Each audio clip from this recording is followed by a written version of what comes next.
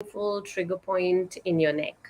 Okay, so how many times has it happened that you've been sitting at a desk and at the end of the day, or say after 2, 3, 4 hours, you get up and you feel there's a little cramp in your neck, especially around this area here, and you can feel that tugging of the muscle on your neck? Okay, so that is a trigger point that you've got right there.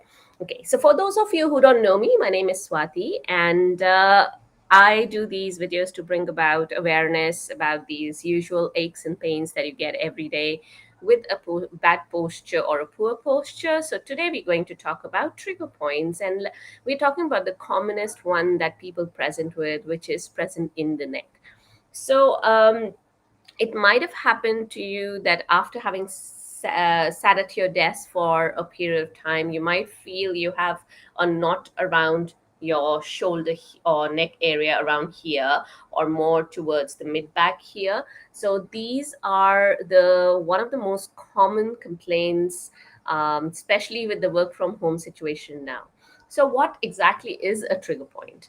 Now if you look at the muscle, your muscle is made up of fibers, right? It's made up of protein. We all know that. So it's made up of fibers and filaments that are actually like coming close together and going further away from each other. So this is the normal state of your muscle.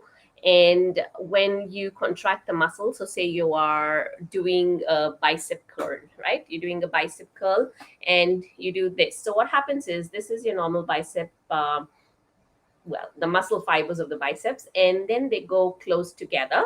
The muscle contracts, and when you relax the muscle, when you let go of that contraction, then the muscle fibers, they move apart from each other. So this is basically how the muscle will be contracting and relaxing. Okay, now what happens is sometimes we will look into the reasons later, but sometimes what happens is these muscle fibers, they'll come together, but some of them will get sort of stuck or knotted up together, and these can't come away, and the rest of them can. So you get these tight spots on your in your muscle, basically, that can get really knotted up together and can cause a lot of pain. Now, why do we get these trigger spots? It could be due to injury. It could be that you've had a fall. Your muscles have gone into spasm to protect that part of your body. Say if it's in your knee, your quadriceps will go into a spasm.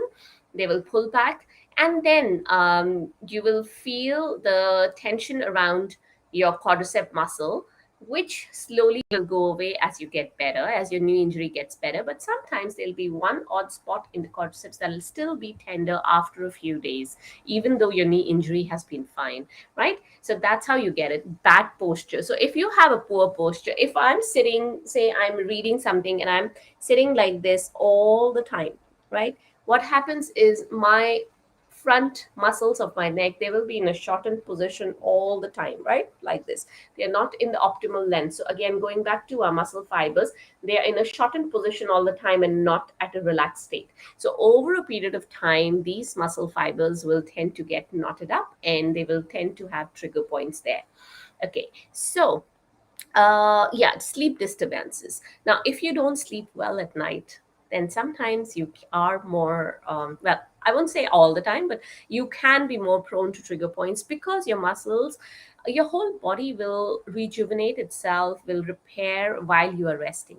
If your muscles are not getting enough relaxation or rejuvenation during repair work done during the night, then you will obviously wake up with achy muscles or tired muscles, and then you're more prone to getting trigger points. So simple things, but they can lead to very painful consequences. Okay, so basically, why is it important? Firstly, because why is it important to know about trigger points? Because firstly, you need to know that they create pain, right? So obviously nobody wants pain in their life. So one reason is that. The other reason is if your trigger point is sitting very close to a joint, where the muscle goes and attaches to the bone. So for example, if say my the forearm muscles here, they go and attach onto this point on my elbow, and the trigger point's right there. So what happens is it'll keep tugging on the joint all the time, and it can possibly lead to a faster degeneration of that joint, right? Because there's a constant pull on my joint. So that is another thing. So and obviously you have muscle imbalance, like for example, going back to that example of when I am looking down all the time to say read a book, or just looking down to look into my phone to browse around. Now, what happens is these muscles are all shortened. The muscles at the back of my neck are all lengthened. So there's a lot of muscle imbalance. And that muscular imbalance itself will lead to pain, to other problems in my spine itself. So it's quite important to sort these out. Now, how do we sort these out? See, the solution is quite simple. It can be painful though. So the first thing you can do is you can, oh yeah, before we get into the solution, if any of these is painful, you can start with a hot pack. So heat the area. Suppose let's get go back to the example of the trapezius muscle here. So the upper trapezius. If you have a trigger point here, you want to apply a hot pack so that your muscle is completely relaxed, nice and relaxed. And it is easy for you to do the three solutions we're going to talk about. So the first one is this. This is a massage ball. If you don't have one of these spiky massage balls, then you can use a tennis ball as well. So some people like to use these. Some people just like to use your hands. So if it is a trigger point, which is say lower down, for example, it is say around here. What I can do is I can stand against the wall, or I can be lying down on my bed and have the ball between my body and the bed or the yoga mat on the floor, and then let that ball dig into the trigger point, right? So that's one way of releasing it.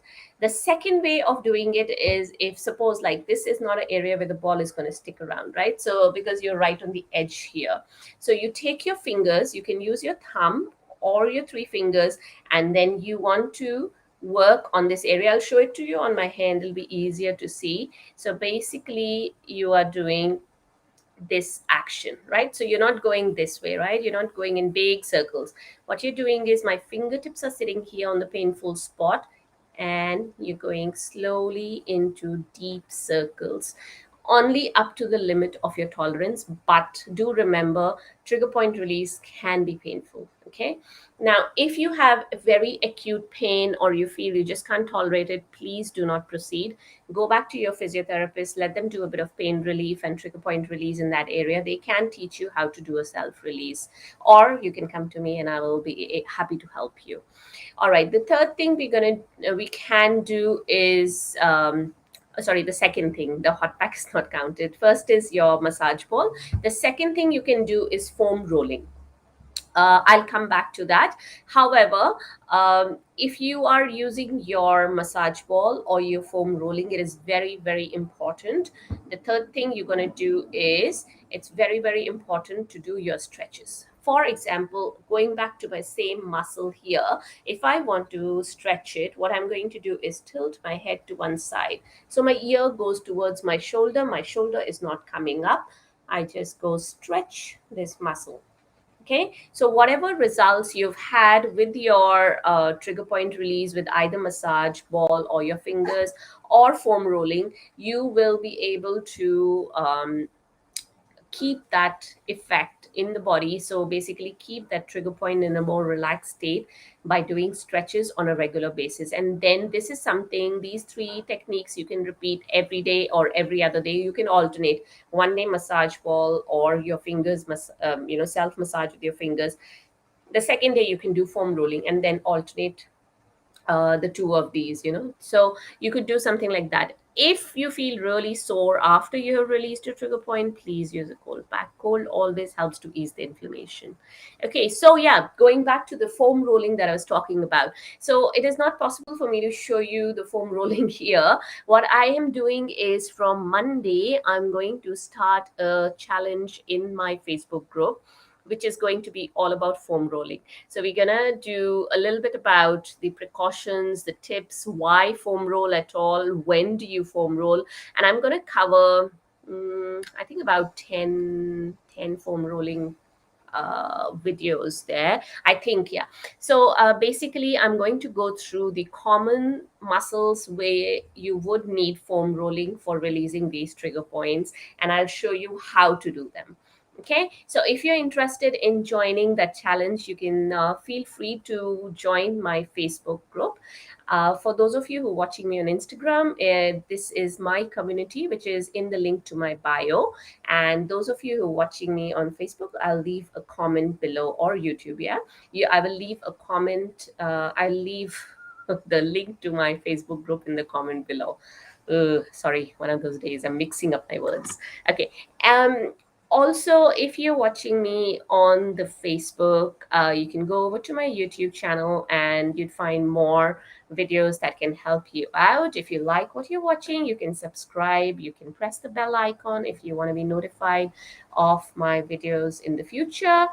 And if you're here watching me, say hello so I know you're here. If you're watching me on the replay, say comment hashtag replay so I know you've been here, and then I can interact with you in the comments.